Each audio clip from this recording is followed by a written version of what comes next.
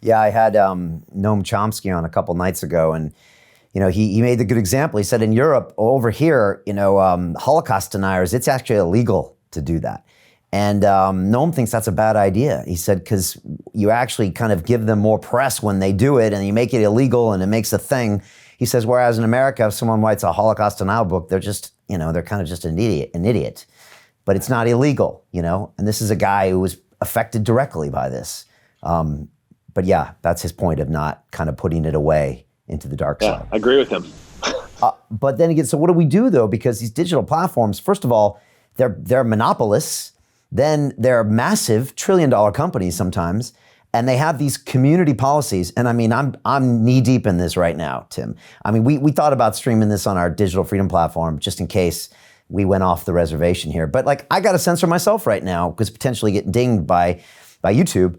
But like, what do we do? Because these companies say, oh, it's hate speech, which is very subjective, community policy, which changes all the time. And then they say it's a private company, so you can't regulate it. If you even try to regulate it, maybe that's more of a mess. I don't know. Is there a solution? I have to believe in free market. And I know monopolies are something on the pendulum, the scales of justice that kind of outweigh how a free market can function. And right now they are a monopoly where, it is very difficult, if not impossible, for a different solution to come in here and say, okay, well, here is legitimate town hall where you guys can have freedom of speech. We are not going to penalize you. Like in the month of, March, I gained 400,000 followers on Instagram. The month of April, I gained 400 and something followers on Instagram. The month of June, I gained 0. Not a single one. So the trend of like 30 to 40,000 new followers, that's pretty typical and has been for the past few years with me. And I went back and I was like, okay, at what moment and at what post was I wiped from the ability to garner a single new follower?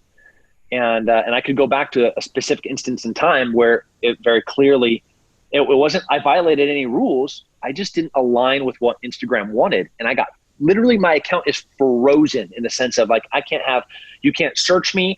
I never will populate in like, like what's happening now in the hashtags. Like I'm a ghost account with, 750,000 followers, and you can't find me. If you search Tim Kennedy, I'm like the 20th down the line. The first 5 are all fake accounts.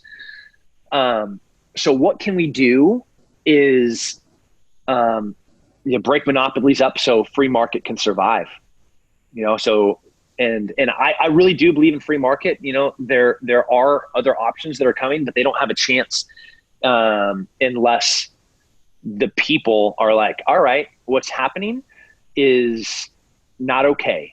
The problem is that we are so divided. Half the people are looking at what's happening and being like, well, I actually don't want him to say that stuff because I don't agree with him. It doesn't matter if you agree with me or not. We have to agree that we all need to be able to speak. And we all have to agree that what the other person has to say is important, even if it's wrong.